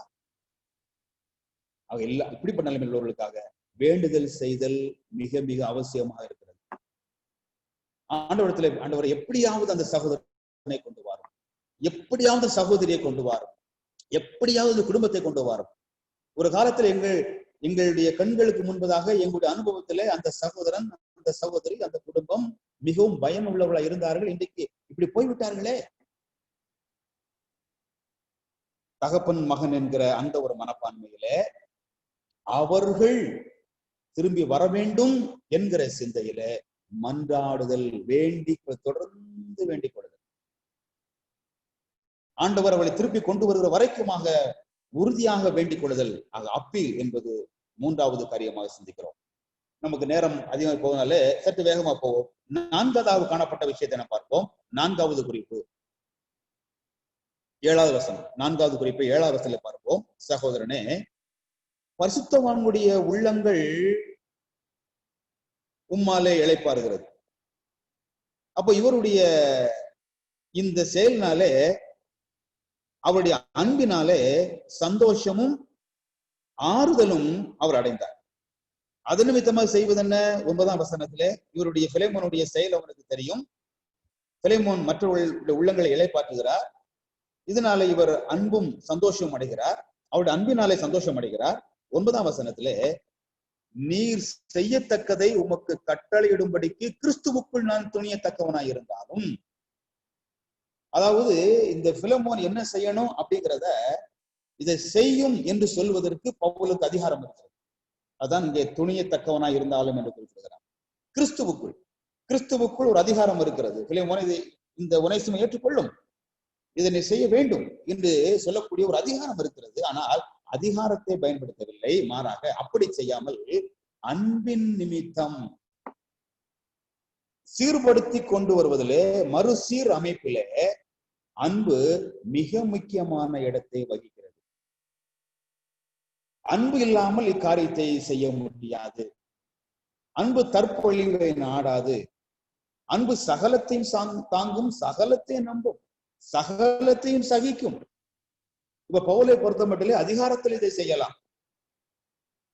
அவர் சொன்னால் இந்த பிலமோன் தட்ட மாட்டார். அதிகாரத்தோடு சொன்னால் பிலமோன் நிச்சயமா அதற்கு செவி கொடுப்பார். ஆனாலும் அதிகாரத்தை அல்ல, இவர் இங்கே கையாளுவது அன்பை. அன்பின் நிமித்தமாகத்தான் இவர் இங்கே இந்த ஊழியத்தை செய்கிறார். ஆக 4வது குறிப்பாக நாம் நினைவூட்டப்படுவது என்னென்று கேட்டால், ஒரு உடன் சகோதர சகோதரியை, தேவனுடைய விசுவாச குடும்பத்தாரை பழைய முன்னிலைக்கு, நல்ல நிலைக்கு கொண்டு வரும் பொழுது அன்பு கையாளப்படுதல் அவசியமாயிருக்கிறது. இப்ப அன்பின் நிமித்தமாகத்தான் மன்றாடுகிறார். ஆனால் பல நேரங்களிலே இதுக்கு நேர்மறையான ஒரு செயல்கள் நம்மிடையே நடந்து கொள்கிறது. அன்பை தூர தள்ளிவிட்டு அதிகாரத்தில் செயல்படுதல். உரிமை இருக்கட்டும், சில காரியங்கள், சில உரிமை இருக்கும். சில உரிமை இருந்தால் கூட அந்த உரிமைகளை அதிகார தோரணில் அல்லாமல் அன்பினாலே செய்யப்படும் பொழுது அது நல்ல விளைவை கொண்டு வரும். சில சூழ்நிலைகளிலே ஒரு அவசர கதியாக, இல்லை என்றால் உணர்ச்சி வசப்பட்டு, இல்லை என்றால் பல மன அழுத்தத்திற்கு ஆளாகி அன்பாக செய்யப்படுவதை நாம் தவற விடுவோம். ஒரு ஆதங்கத்தோடு அதிகார தோரணையில், அதிகாரத்திலே செய்யும் பொழுது அது நிச்சயமாக நல்ல பலனை கொண்டு வராது என்பதை நாம் அறிந்திருக்கிறோம். இங்கே நான் அன்பு நிமித்தம், இவருக்கும் அவருக்கும் அன்பு இருக்கிறது, அந்த அன்பை வைத்துக் கொண்டு இந்த செயல் அன்பினாலே செய்யப்பட வேண்டும். ஆகவே அன்பு நிமித்தம் நான் மன்றாடுகிறேன். எனக்கு அதிகாரம் இல்லாதனால் அல்ல, உரிமை இல்லாதனால் அல்ல, அதிகாரமும் உரிமை உண்டு. ஆனால் அதை விட வலுவான ஆயுதம் அன்பு. ஒரு அதிகாரம் சாதிக்க முடியாததை, ஒரு உரிமை சாதிக்க முடியாததை அன்பு சாதித்து காட்டும். ஆகவே நான் அன்பின் நிமித்தமாக மன்றாடுகிறேன். 1 கொரிந்தியர் 16ஆம் அதிகாரம், 1 கொரிந்தியர் 16ஆம் அதிகாரத்துக்கு வருவோம். 1 கொரிந்தியர் 16ஆம் அதிகாரம் 14வது வசனம். 1 கொரிந்தியர் 16ஆம் அதிகாரம் 14வது வசனம். உங்கள் காரியங்கள் எல்லாம் அன்போடே செய்யப்பட கடவது. எல்லா காரியங்களும் அன்போடு செய்யப்படட்டும். ஒரு உணவுல என்ன வகையான உணவா இருந்தாலும் அதுல உப்பு சேர்க்கிறோம் அல்லவா? எத்தனை விதமான பொருட்களை சேர்த்தாலும் உப்பு மாத்திரம் இல்லை என்றால் ஒட்டுமொத்த உணவும் தகாதாய் போய்விடும். எல்லாம் இருக்குது. ஹை குவாலிட்டியான வெஜிடபிள், ஹை குவாலிட்டியான எண்ணெய், தரமான பருப்பு, தரமான அனைத்து சேர்மானங்களும் சேர்க்கப்படுகிறது. ஆனால் உப்பு மாத்திரம் இல்ல. இந்த உப்பு என்ற ஒரு பொருள் இல்லாதனாலே மற்ற அனைத்தும் அங்கே தகாதாக தள்ளப்படுவது போல பல முயற்சிகள், பல செலவினங்கள், பல பிரயாணங்கள், பல செலவுகள் செய்யப்பட்டாலும் அன்பு என்ற அந்த முக்கியமான பொருள் சேர்க்கப்படவில்லை என்றால் பயமற்றதாய் போய்விடும். அது யாரும் சாப்பிட முடியாது, யாரும் ஏற்றுக்கொள்ள முடியாது, யாருக்கு அதை கொடுக்க முடியாது. அதுபோல அன்பு இல்லாமல் பல முயற்சிகள் பவுல் திணறலவா? நான் என்னையே, என் உடலையே சுத்தரிக்க கொடுத்தாலும், எனக்கு உள்ளதெல்லாம் தானம் பண்ணினாலும், மலைகளை பெயர்க்கத்தக்க விசுவாசம் இருந்தாலும், அதே பவுல் அந்த 1 கொரிந்தியர்களை நிறுவுகிறார். உங்கள் காரியங்கள் எல்லாம் அன்போட கூட செய்யப்படுகிறது. ஆக மற்றவரை முன் நிலை, நல்ல நிலை கொண்டு வரும் பொழுது செய்யப்படுகிற செயல்கள் அன்போடு.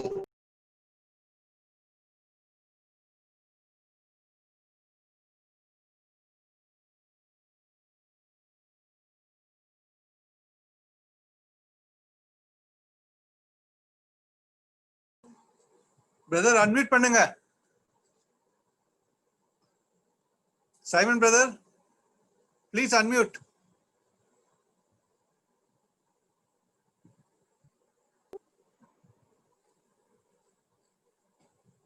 அன்பு இல்லாமல் ஒருவர் மற்றவருக்கு ஊழியம் செய்ய முடியாது.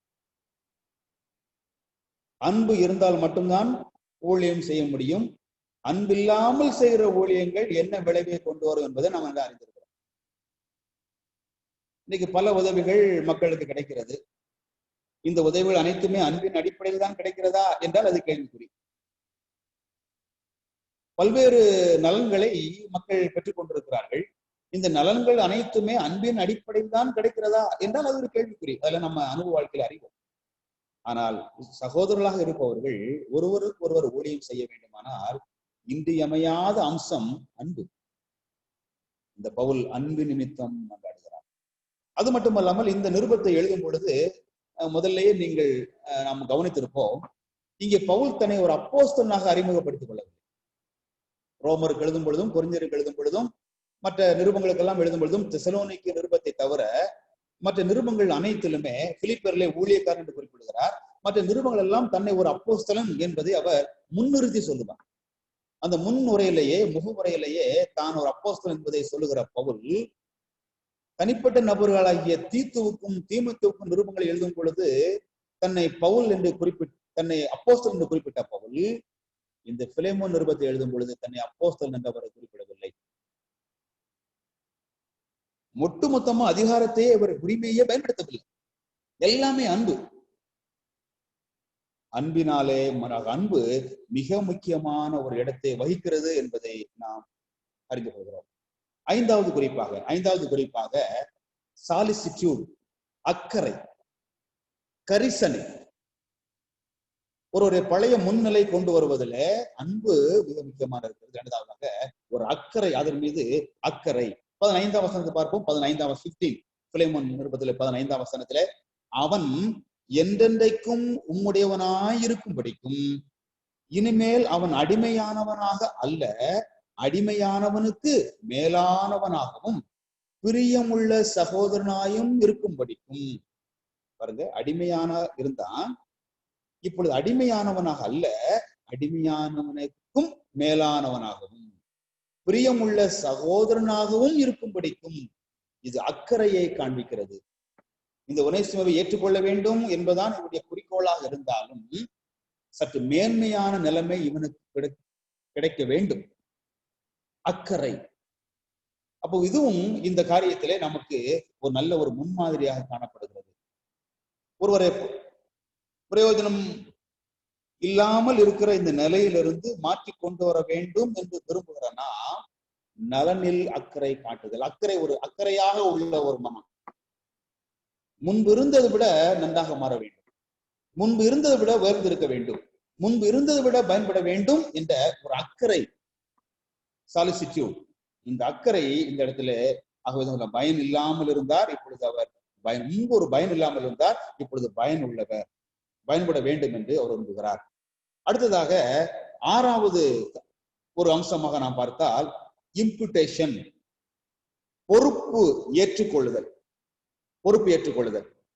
இந்த நிருபத்தினுடைய 18ஆம் வசனம் பாருங்கள். 18ஆம் வசனத்திலே அவன் உமக்கு யாதொரு அநியாயம் செய்ததும் உம்மிடத்தில் கடன் பட்டதும் உண்டானால் அதை என் கணக்கிலே வைத்துக் கொள்ளும். அவர் அநியாயம் பண்ணியிருந்தாலும், ஏதாவது கடன் வாங்கி இருந்தாலும், இல்லை என்றால் ஏதாவது கடன் பட்டிருந்தால், கடமைப்பட்டிருந்தால் செய்து நிறைவேற்ற வேண்டிய ஒரு கடன் பட்டிருந்தால், அநியாயமாக ஏதாவது ஒரு செயலை செய்திருந்தால் அதை என் கணக்கிலே வைத்துக் கொள்ளும். இவருக்காக நான் பரிந்து பேசுகிறேன், இவனுக்காக எல்லா காரியங்களும் செய்கிறேன், ஆனால் இவருடைய அநியாய செயலுக்கு நான் ஒன்றும் செய்ய முடியாது. நானே முதிர் வயதாக இருக்கிறேன், நானே இப்பொழுது ஒரு கைதியாக இருக்கிறேன். ஆகவே இவனை குறித்து நல்ல காரியங்கள் எல்லாம் சொல்லுவேன், செய்வேன், ஆனால் அவன் ஏற்படுத்திய நஷ்டத்தை என்னாலே சகித்துக் கொள்ள முடியாது. அவன் ஏற்படுத்தின இழப்பை நான் ஏதாவது செலுத்தி தீர்க்க முடியாது என்று பவுல் சொன்னால் அது நியாயமாகத்தான் இருக்கும். ஆனா அப்படி சொல்லல. என்ன சொல்ல பாருங்கள், அதை என் கணக்கிலே வைத்துக் கொள்ளும். அடுத்து பவுலாகிய நான் இதை என் சொந்த கையாலே எழுதினேன், நான் அதை செலுத்தி தீர்ப்பேன். இம்புடேஷன், நான் பொறுப்படுத்திக் கொள்கிறேன். இதுல மிக முக்கியமான ஒரு பாடம் இருக்கிறது. பல நேரங்களிலே மறுபடியும் கொண்டு வர வேண்டும் என்ற நோக்கத்தோடு அநேக செயல்களை தீர்வு காணாமல் நாம் முடித்து விடுவோம். சரி, போனதெல்லாம் போட்டு விடுங்க பிரதர், அதெல்லாம் மறந்துருங்க பிரதர், நீங்களும் விட்டுருங்க, அவரும் விட்டுருணும், போனது போகட்டும். இப்படி மேற்பூச்சாய் பூசுகிற காரியங்கள் ஒரு நிலையான சமாதானத்தை கொண்டு வராது. போனது போகட்டும் என்று யார் சொல்ல வேண்டும்? இங்கே பிலெமோன் சொல்லணும்.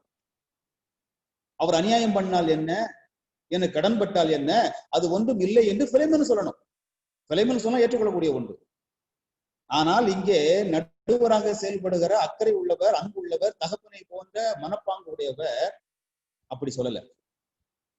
அவர் அநியாயத்தை நீர் பொறுத்து கொள்ளும், கடன் பட்டிருப்பதை நீர் விட்டுவிடும் என்று சொல்லாமல் சரியான ஒரு தீர்வை ஏற்படுத்த பாருங்க. அவர் என்ன அநியாயம் பண்ணாலும், என்ன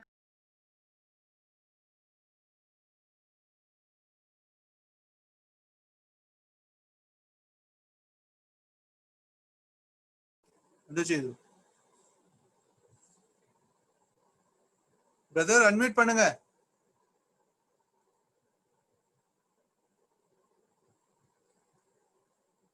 சைமன் பிரதர் அன்மியூட் பண்ணுங்க.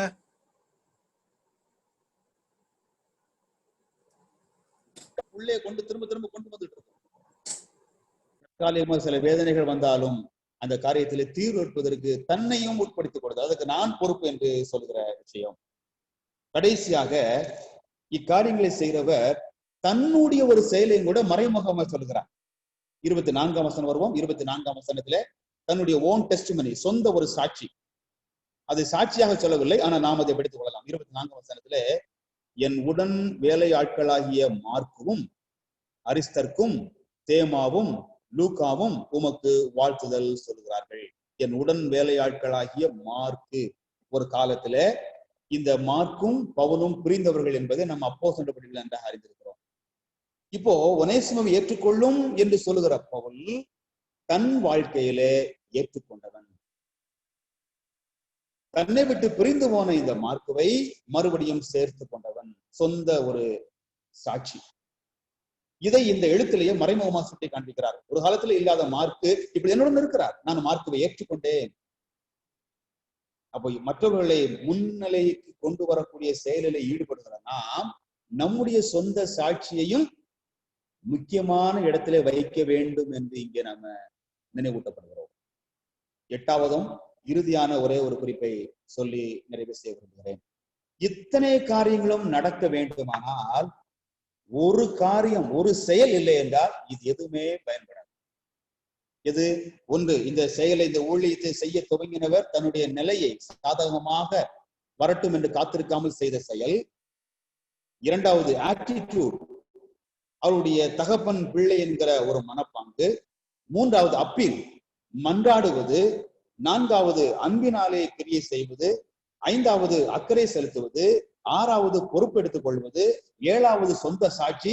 இதெல்லாம் நடக்க வேண்டுமானால் ஒரே ஒரு நிபந்தனை, அது இல்லைன்னா இதில் ஒண்ணுமே பிரயோஜனம் தெரியுமா? மனம் திரும்புதல் ஒனேசிமுவில் வந்தது. இந்த ஒனேசிமு மனம் திரும்பவில்லை என்றால் இத்தனை செயல்களும் வீணாய் போய்விடும். ஒருவேளை நான் பழைய நிலைக்கு வர வேண்டிய இடத்தில் இருப்பேனானால் நான் செய்ய வேண்டிய ஒன்று மனம் திரும்ப வேண்டும். நான் மனம் திரும்பவில்லை என்றால் இத்தனை செயல்களை செய்தாலும் அதனாலே பயன் ஒன்றும் வராது. அப்ப நான் மனம் திரும்ப வேண்டிய இடத்துல இருக்கிறேன். அதுபோல செயலை செய்கிறேன்னா மனம் திரும்புதலை முக்கியப்படுத்தி, இந்த மனம் திரும்புதலுக்கு இன்றியமையாத இடத்தையும் அதனுடைய வலியுறுத்தலையும் ஒருபோதும் நழுவிடக்கூடாது என்று நாம் இங்கே நினைவூட்டப்படுகிறோம். அந்த நபர் மனம் திரும்பவில்லை என்றால் ஒரு பயனும் இல்லை. அவை மறுபடியும் சீர்படுத்துதல், முன்னிலைக்கு கொண்டு வருதல் என்கிற இந்த தலைப்பிலே பவுல் ஒனேசு நிமித்தமாக எப்படியெல்லாம் செயல்பட்டார் என்ற காரியங்களை சுருக்கமாக சிந்திக்க தேவன் உதவி செய்தார். நம்முடைய நடைபெற வாழ்க்கையில இவளை பயன்படுத்துவதற்கும், பயன் பெற வேண்டியவர்கள் சரியான வகையிலே பயனை பெற்றுக் கொள்வதற்கும் தேவன் தாமே உதவி செய்வாராக. இணைப்பில் வந்த அனைத்து சகோதர சகோதரிகளுக்கும், இதற்கு முகாந்தரமாய் பயன்படுத்தப்பட்ட பாத்திரங்களுக்கும் தேவனுடைய நாமத்திலே நன்றியை செலுத்துகிறேன். தேவனை ஸ்தோத்திரிக்கிறேன். அவர் நாம் மையப்படுவதாக.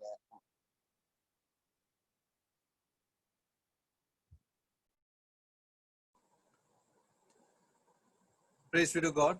Once again, we had a wonderful evening Bible study session. We give all glory to God for Brother Simon from Vadamalapuram. We had considered a very precarious situation, a very difficult situation of Onesimus being restored back to Philemon. Though it is not told that Philemon received him, but the letter tells us it is 100% sure Onesimus will, Philemon will definitely more than receive Onesimus, because the repentance that he had in the Lord, that Philemon had, the relationship with Christ is so great that what Onesimus had done to Philemon is nothing, and that gospel was brought to him by none other than Paul the apostle. So he owes much to Paul. That is what I'm telling, both Philemon as well as Onesimus.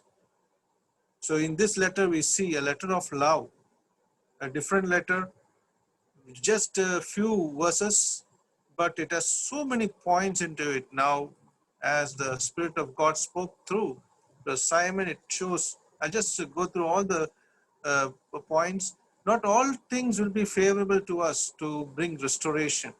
Our attitude also marks a lot in restoration. How we look into it, how we look into the matter, that matters a lot. Third, the way we go forward, we should beseech, we should request. In Proverbs 15:1, it is told, our tone, the way we talk, it reduces many problems, 90% problems in this world, 90% problems. But most of us have a very odd tone in our speech. So our beseech, our request, even when Jesus Christ went to the disciples in Luke chapter 5, he requested Peter for the boat.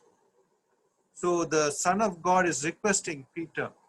Here Apostle Paul is requesting, beseeching Philemon. And then we see the love. Love can do more wonders than anything else. It conquers the world. More than conquerors. We read it in Romans chapter 8. Love makes a person more than conquerors. So then next we see solicitude, that is akkare, some kind of how is his well-being. And he's more than a slave, he's a brethren, he's our own person, more than a brethren, a beloved one. And then responsibility, we have seen in the Lord, a responsibility, and Paul's own testimony. That also is shown in that John Mark, once he left, deserted Apostle Paul halfway through, but later Paul restores him back into his ministry in the Lord. Next, last, repentance. That is very, very much required. If Onesimus did not repent in the Lord, then all this would not have happened. All the three repented. Apostle Paul, when he went to the way to Damascus, he repented. His repentance was true. And the way he influenced many people across different places, it shows that Paul was more than a repenter. And he would have had such a vast gospel love to each one. And here Philemon also repented for his sins. So we had seen some wonderful points to restore. We have to, how to restore back a broken wall, a broken life, how we have done wrong. And if we're told we have to come back to the Lord, what to do, how to proceed, where to do the things, why should we do? Lot of questions will come into our mind. Let us think about all these and take a strong decision in the future in prayer that God will help us in the Spirit, in God's strength, that we could do many other things for His glory, for restoration. Thank you, Brother Simon from Vadamalapuram. May God bless you abundantly in the tomorrow also, and we thank you for your presence this evening time. Tomorrow, God willing, will be the last session of Brother Simon. We had a wonderful session today. We have got some wonderful verses from various scripture portions from Galatians, 1 Corinthians, and different places. So let us praise God for what He has done. We also thank Brother Paul Caleb for the songs he has sang. May God bless him also. And we also thank each one of you in the Lord for encouraging us, for being with us, and above all, you have become more than conquerors to the love of Christ by listening to the word of God. Let us be not just listeners, as I remind meeting after meeting, but we also doers and practice that what we have listened. May the good Lord help us in all these so that our faith, love, hope may increase in the Lord for His glory. Now for the closing prayer, I request for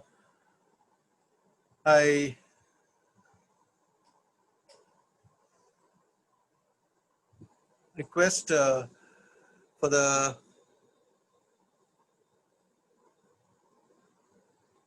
Brother David Delphin from Pondicherry to close in with the word of prayer. Brother David Delphin, as we all know, is from the Bethel Christian Assembly in Pondicherry. He's elder there. Over to Pondicherry, Brother David Delphin. Okay, brother.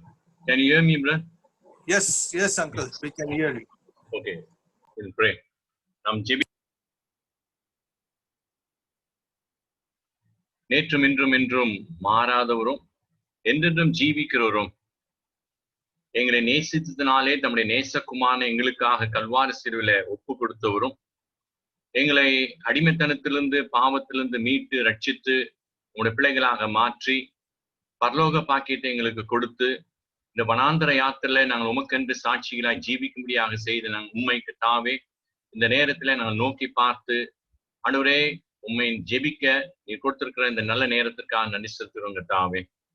இந்த நாளிலும் ஆண்டவரே உம்முடைய அருமை மகன் Simon மூலமாக உம்முடைய வார்த்தையை நாங்கள் கேட்க நீர் எங்களுக்கு பாராட்டின எல்லா விதமான கிருபைகளுக்காக நன்றி செலுத்துகிறோங்க தாவே. ஆண்டவரே பவுல் பிலமோனுக்காக எழுதின அந்த நிருபத்தை குறித்து நாங்கள் பார்க்கிறோம். ஓனேசிமு ஒரு காலத்துல பயனுள்ள பிரயோஜனமுள்ள மகனாக அவன் காணப்பட்டிருந்தான். ஆனால் அவனுடைய வாழ்க்கையில பிற்கால வாழ்க்கை பிரயோஜனமற்றதாக பயனற்றதாக அது மாறி போனது நிமித்தமாக பவுல் அடிகளார் அந்த வாழ்க்கையை சீர் செய்ய வேண்டும், சரி செய்ய வேண்டும் என்ற நோக்கத்தோடு பிலமோனிடத்துல வேண்டுதல் செய்கிற நிலைமையில அந்த நிருபம் எழுதப்பட்டிருக்கிறதை நாங்கள் பார்க்கிறோம். ஆண்டவரே, உடைக்கப்பட்ட ஒரு வாழ்க்கை, சீர்குலைந்து போன ஒரு வாழ்க்கை, அதை சீர் செய்யும்படியாக பவுல் அங்கு பிலமோனிடத்துல வேண்டுதல் செய்கிற ஒரு நிருபத்தை நாங்கள் பார்க்கிறோம். ஆண்டவரே, பவுலுடைய மனப்பான்மையை நாங்கள் பார்க்கும் பொழுது பவுல் அவனை தன்னுடைய தகப்பனாகவும் ஓனேசிமுவை தன்னுடைய மகனாகவும் நினைத்து அங்கு பரிந்து பேசுகிற ஒரு காரியத்தை நாங்கள் பார்க்கிறோம். ஆண்டவரே, மன்றாடுகிற ஒரு காரியத்தை நாங்கள் பார்க்கிறோம். பிலமோனிடத்துல வேண்டுதல் செய்கிற ஒரு காரியத்தை நாங்கள் பார்க்கிறோம். கர்த்தாவே, இதை அவன் செய்வதை நாங்கள் பார்க்கும்போது அன்பின் நிமித்தமாக அவன் மீது இருக்கிற முழுமையான அந்த அன்பின் நிமித்தமாக அந்த வேண்டுதலை ஏறெடுக்கிறதை நாங்கள் பார்க்கிறோம். அவன் மீது அக்கறை கொண்டவனாக, பாசம் கொண்டவனாக, பரிவு கொண்டவனாக, பொறுப்போடு அந்த காரியத்தை அவன் செய்கிறதை நாங்கள் பார்க்கிறோம். ஆண்டவரே, தன் வாழ்க்கையில நடந்த காரியத்தை சொந்த வாழ்க்கையினுடைய சாட்சியை கூட அங்கு அதை முன்வைத்து அதனுடைய அடிப்படையில அவன் பரிந்து பேசுகிறதை நாங்கள் பார்க்கிறோம். ஆண்டவரே, மீண்டும் அவனுடைய ஊழியத்துல கர்த்தருடைய ஊழியத்துல கொண்டு வர வேண்டும் என்பதற்காக அவனுடைய மனம் திரும்புதல் அவனிடத்துல காணப்பட வேண்டும் என்பதற்காக அங்கு அவன் செய்கிற காரியத்தை நாங்கள் பார்க்கிறோம். ஆண்டவரே, இவ்விதமாக பவுல் ஆண்டவரே ஓனேசிமுக்காக எடுத்துக்கொண்ட பிரயாசங்கள் முயற்சிகள் நிமித்தமாக மீண்டும் அங்கு அங்கு ஒரு ஒருமனப்பாடு, ஒரு ஐக்கியம் ஏற்படுகிறதை நாங்கள் பார்க்கிறோம் ஆண்டவரே. எங்களுடைய வாழ்க்கையில கூட கர்த்தாவே, ஆண்டவரே, எங்களுக்கு அறிமுகமானவர்கள் கர்த்தாவே அவிதமாக அவர்கள் விலகி போகும் பொழுது நாங்கள் அவர்கள் மீது குற்றம் சாட்டி குற்றம் சுமத்தி கர்த்தாவே அவிதமாக மீண்டும் மீண்டும் அந்த கசப்பையும் ஆண்டவரே நாங்கள் கொண்டு வராதபடிக்கு நாங்கள் ஒரு மனப்பாட்டோடு ஐக்கியத்தோடு ஒருங்கிணைந்த நிலைமையில நாங்கள் ஒன்றாக சேர்ந்து ஐக்கியப்பட்டு கர்த்தாவுடைய ஊழியத்தை செய்யக்கூடிய நிலைமையில நீர் தாமே எங்களுக்கு வேண்டிய ஞானத்தையும் கிருபையை நீ கட்டளையிடும்படியாக சமூகத்துல வேண்டல் செய்கிறோம். கிடைக்கப்பெற்ற அருமையான இந்த கர்த்தருடைய வார்த்தைக்காக நமக்கு நன்றி செலுத்துகிறோம் ஆண்டவரே. வடமலாபுரத்திலும் நம்முடைய சுற்றுப்பகுதியிலும் கர்த்தருடைய ஊழியத்தை நிறைவேற்றி வரக்கூடிய சைமன் அவர்களையும் இந்த நாளிலே நீர் எடுத்து உபயோகப்படுத்தி நீர் நன்றி செலுத்துகிறோம். அவருடைய மனைவிக்காக, மகனுக்காக, அந்த குடும்பத்துக்காக நாம் ஜெபிக்கிறோம், சபைக்காக ஜெபிக்கிறோம். தொடர்ந்து அவரை ஆசீர்வதித்து நீ தாமே வழி நடத்தும். ஆண்டவரே, கர்த்தருடைய நாம மகிமைக்கென்று வரக்கூடிய நாட்டுல அவர் வல்லமையா நம்முடைய வார்த்தையை பல இடங்களில சொல்ல வேண்டிய கிருபையை நீ கட்டளிடும்படியாக சமூகத்துல வேண்டல் செய்கிறோம். இந்த நாளிலும் இந்த இணையதளத்தின் மூலமாக கூட்டி சேர்க்கப்பட்ட எல்லா கர்த்தருடைய பிள்ளைகளையும் ஊழியக்காரர்களையும் உத்தரவாதத்தில் உள்ள சபையினுடைய உத்தரவாதத்தில் உள்ள எல்லா பிள்ளைகளும் சமூகத்தில் நினைக்கிறோம்.